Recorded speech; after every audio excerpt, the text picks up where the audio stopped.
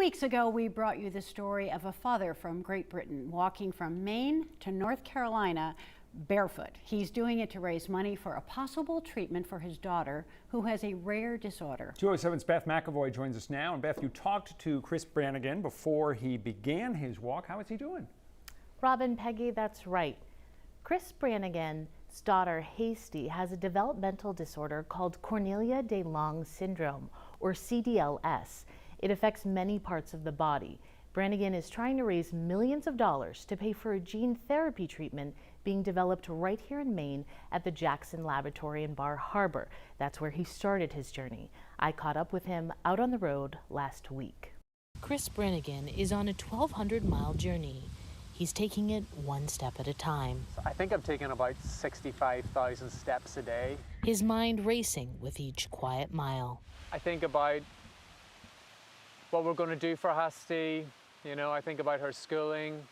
I think about what the future might hold for her. Brannigan is trying to raise money to pay for gene therapy that's being tested in mice at the Jackson Laboratory. That therapy may help his 9-year-old daughter. $3.5 million in total is a lot of money for a normal family like ours. But it's not a lot of money in the grand scheme of things. You know, it pays for road repairs on this road, and that's about it.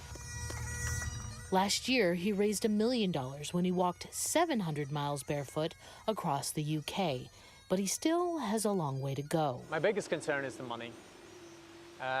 We have some of the greatest minds on the earth working on the gene therapy for CDLS. If the science is possible, they'll make it work. And indications are that it's all going in the right direction.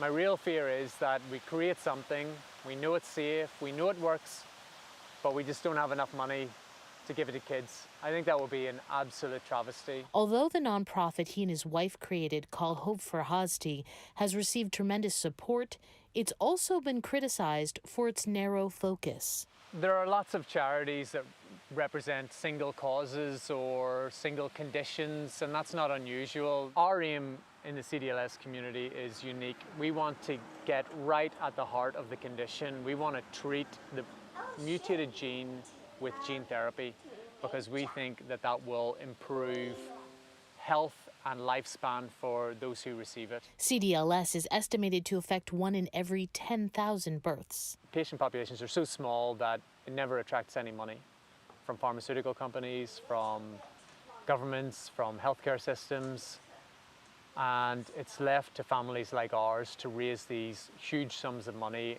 to make these things happen, and it's heartbreaking because I don't feel like profitability should be the measure of whether my daughter deserves a treatment or not. The gene therapy treatment also has miles to go. It needs to be proven safe and effective and get FDA approval. As in life, there are no guarantees. But Brannigan, who's a major in the British Army, isn't going down without a fight. When we started this journey, our hope was this small.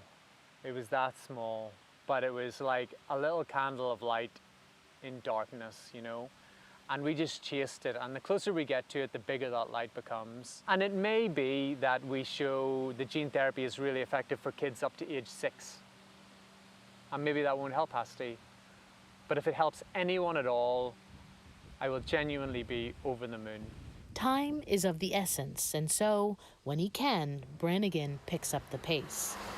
Hasty's lovely and bubbly. We don't want her to go backwards. We're really frightened of that, which is why we're in a race against time to give her the gene therapy. With just his sign and his military backpack, Brannigan has been camping out on people's lawns and surviving off of the kindness of others. More than once I've got to the end of a day and someone's pulled up and said, hey, do you have somewhere to stay? And I've said no, and they've said, my house is right here, just like, we'll help you. You put your tent in the garden, we'll feed you, you can use the bathroom. He's not completely alone. Hasty's teddy bear, this is Adam.